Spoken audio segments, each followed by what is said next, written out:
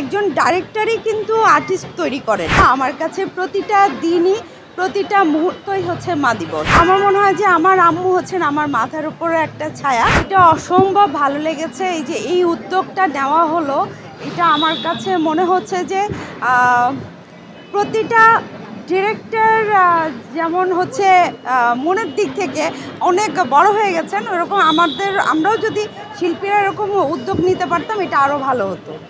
আমরা সবসময় আর্টিস্ট হয়ে আমরা মানে একজন ডাইরেক্টরই কিন্তু আর্টিস্ট তৈরি করেন।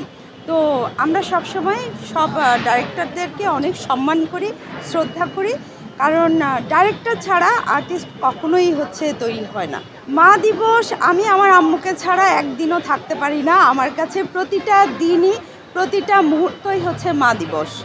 আমি আমার আম্মুর জন্যই আমি এই জায়গাটাতে আসতে পেরেছি। উপরে আল্লাহর রহমত এবং নিচে আমার আম্মু।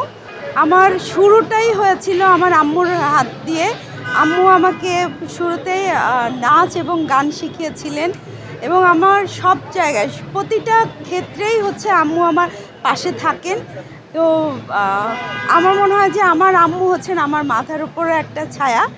তো প্রতিটা মুহূর্তেই আমি আমার আম্মুকে আর কি ফিল করি। আমি তো আম্মুকে ছাড়া থাকি না, সবসময় আম্মুকে নিয়েই থাকি। হ্যাঁ, আম্মুকে হচ্ছে আনন্দ দেওয়া, আম্মুকে খুশি রাখা, এটা একটা আমার মানে হ্যাঁ, আমার কাজই প্রতিটা দিনই আমার শুটিং যখন থাকে শুটিংয়েও আমি আম্মুকে নিয়ে যাই। আর শুটিং যখনই শেষ হয় মানে সাথে সাথে আমি আম্মুর কাছে চলে যাই, কারণ আমার কাছে মনে হয় যে আম্মুকে না দেখতে পারলে আমার ভালো লাগে না।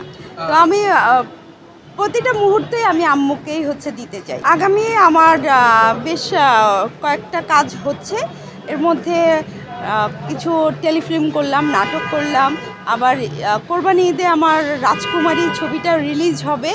তো আরও বেশ কিছু কাজের অফার এসেছে, ইনশাল্লাহ সব কিছুই আপনারা জানতে পারবেন।